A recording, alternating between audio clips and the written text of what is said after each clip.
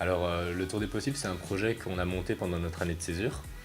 Donc, on a été inspiré un peu par le film Demain qu'on avait pu voir, et sauf qu'on a pensé que les initiatives présentées dans le film étaient encore à trop grandes échelles. Et on s'est dit que ça serait bien de trouver des initiatives qui soient plus destinées vers les citoyens directement, ou des petits groupes ou des petites communes par exemple. Et c'est comme ça qu'est née cette idée de faire un tour, le tour des possibles. Et comme on est en école d'ingénieur, on s'est dit que associer le domaine de l'énergie qui nous intéressait en même temps pouvait être intéressant. Donc c'est pour ça qu'on s'est vraiment concentré sur le domaine de l'énergie. Et voilà.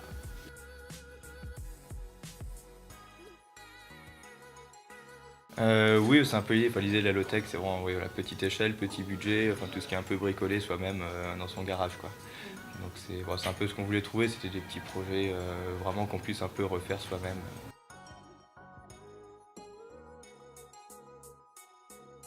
On voulait montrer que les choses étaient possibles justement parce que souvent les gens se disent ah j'aimerais bien m'impliquer mais qu'est-ce que je peux faire. Et le but c'était vraiment de documenter, donc c'était à chaque fois donc, pour nous, mais c'était aussi de documenter donc à travers des fiches techniques, des petites vidéos, un reportage, pour que les gens sachent ce qui se fait et montrer que c'est faisable et relativement facile à faire finalement et que ce n'est pas aussi compliqué que ça pourrait paraître.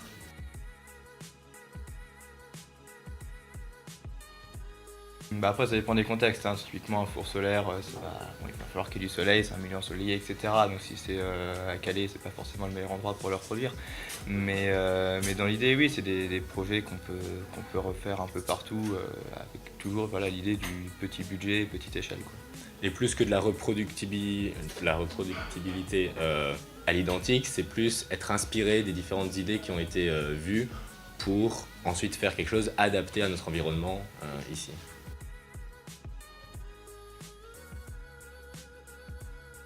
Je vois comment- Ouais, oui, donc les fours, un chauffage solaire qu'on avait vu en Mongolie. Donc, c'était un Néerlandais qui était parti s'installer à Ulaanbaatar.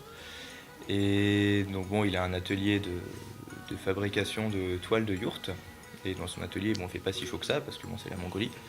Et un avantage intéressant de la Mongolie, c'est qu'il fait très froid, mais il y a beaucoup de soleil. Du coup, il a tiré les avantages de ça en fabriquant une espèce de boîte qui pose contre une fenêtre. À l'intérieur de cette boîte, il y a un film plastique noir qui va bien chauffer au soleil, qui va réchauffer l'air à l'intérieur de la boîte. Et avec un petit ventilateur, ça va faire circuler l'air entre l'intérieur et l'extérieur de la boîte. Et on gagne une dizaine de degrés comme ça. C'est-à-dire que quand il fait 10 degrés dans son atelier, il arrive à avoir un petit chauffage qui brasse de l'air à 20 degrés. Et c'est quelque chose qui coûtait une dizaine d'euros. Juste un petit ventilateur d'ordinateur et du bricolage, quoi.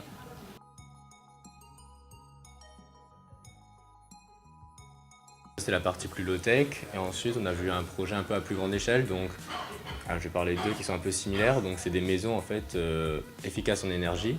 Donc on en a vu deux types, on a vu une Earthship, donc ça c'est une maison qui est complètement autonome et indépendante, construite avec des matériaux de récupération ou du matériel écolo. Et donc voilà, donc il y a plusieurs principes. Et sur le même modèle, mais pas tout à fait pareil, c'était une personne aussi en Australie qui lui n'a pas fait de production d'énergie, genre il n'a pas mis de panneaux solaires sur sa maison, mais lui il a designé sa maison de manière à ce qu'elle consomme le moins d'énergie possible. Donc il s'est dit, parce que essayer d'atteindre, de produire autant d'énergie qu'on consomme actuellement avec des énergies renouvelables, c'est difficile. Donc le but, la première étape, c'est d'abord de la sobriété énergétique, c'est d'abord de réduire sa propre consommation. Donc lui, il a vraiment misé là-dessus, il a dit ça me dérange pas de payer ma facture d'électricité, mais elle sera vraiment minime parce que j'aurai réduit au maximum. Et donc ça, c'était un comportement qui nous avait vraiment touché et c'était intéressant de découvrir aussi.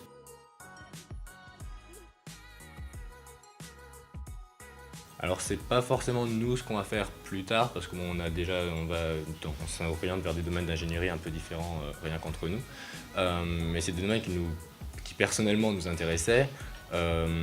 Et en plus parce que bon, on est quand même dans un contexte de transition énergétique, etc. Nous on avait pu entendre. On a peut-être aussi des familles qui nous ont un peu sensibilisés par rapport à ça. Et donc voilà, le fait c'est le développement durable et ensuite on a cherché un côté un peu ingénieur dans le développement durable et c'est pour ça qu'on s'est tourné vers le domaine de l'énergie.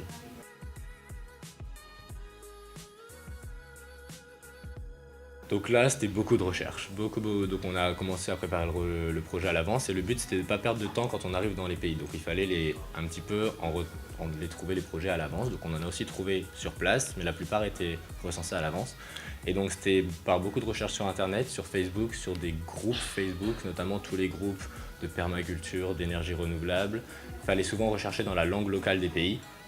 Même en Mongolie, ou ensuite en espagnol, en anglais, etc., pour vraiment trouver les personnes locales, parce que le but, c'était pas forcément de trouver la personne qui a déjà un site internet, qui expose déjà tout ce qu'il fait. Voilà, le but, c'est de documenter des initiatives qui ne sont pas encore documentées.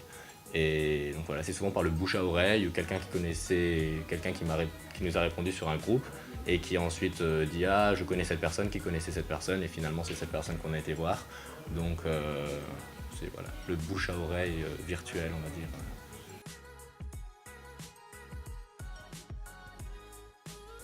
Oui, en général, oui, parce que comme on dit, c'est des personnes qui sont pas forcément très connues, etc. Et puis ça fait toujours plaisir de voir deux Français qui viennent du bout du monde pour voir leur projet et qui s'y intéressent. Donc eux en soi n'avaient rien de spécial à y gagner, à essayer de nous montrer tout ça et passer la journée avec nous, mais c'est juste pour le plaisir de montrer ça et le plaisir que leur idée soit diffusée après et de se dire que voilà, qu'il y a des Français après qui vont aller voir leur petit projet en Mongolie, en Australie ou peu importe où.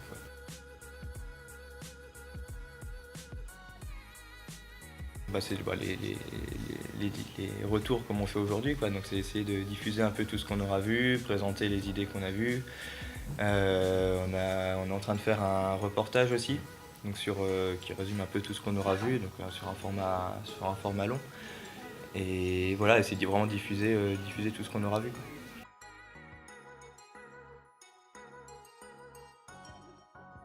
Déjà, c'était culturellement très intéressant parce qu'on a vraiment découvert des cultures très variées durant le tour et des contextes et des environnements aussi très variés. Ensuite, je pense que ça montre, voilà, comme on l'a dit un petit peu, c'est ce qu'on essaye de montrer, mais finalement on l'a aussi découvert nous-mêmes, que finalement ce n'est pas si difficile et que c'est assez facile et qu'il y a beaucoup de choses qui se font. Personnellement, ce qui va peut-être le plus m'affecter dans ma vie, c'est si jamais je devais un jour construire une maison. Voilà, avec tous les modes d'éco-construction ou les principes qu'on a pu voir, de petits projets associés à une maison ou même directement dans la construction de la maison, je pense que je réfléchirais différemment que ce que j'aurais pu faire si j'avais pas fait le voyage.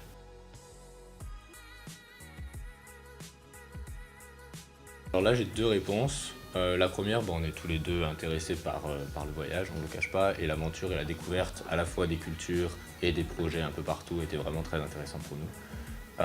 La deuxième, c'est que c'est aussi plus inspirant. Enfin, je pense que si on parle d'un projet qui a été fait en Australie, les gens vont se dire « Ah, c'est cool, c'est l'Australie ». Ils vont peut-être d'abord ticker sur le mot Australie avant de ticker sur le projet, mais finalement, ça va peut-être les intéresser.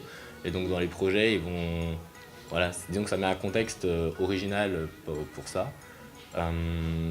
Je dis pas que l'Alsace n'est pas forcément intéressante, mais par rapport à ce qui est connu, il y en a qui ont fait ça en France. On peut trouver aussi ce qui est fait par chez nous, qui est aussi très intéressant.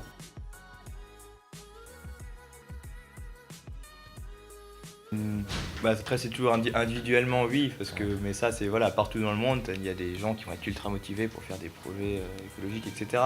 Après au niveau du pays dans sa globalité, de la politique du pays, je sais pas si... je suis pas sûr qu'on ait vraiment vu un pays dont la politique concrètement et tout le monde soit unanimement plus motivé qu'en France, quoi. Et comme le but c'est justement de rechercher des petits projets, c'était vraiment vers les individus qu'on s'est tourné et pas forcément des grosses organisations à l'échelle du pays.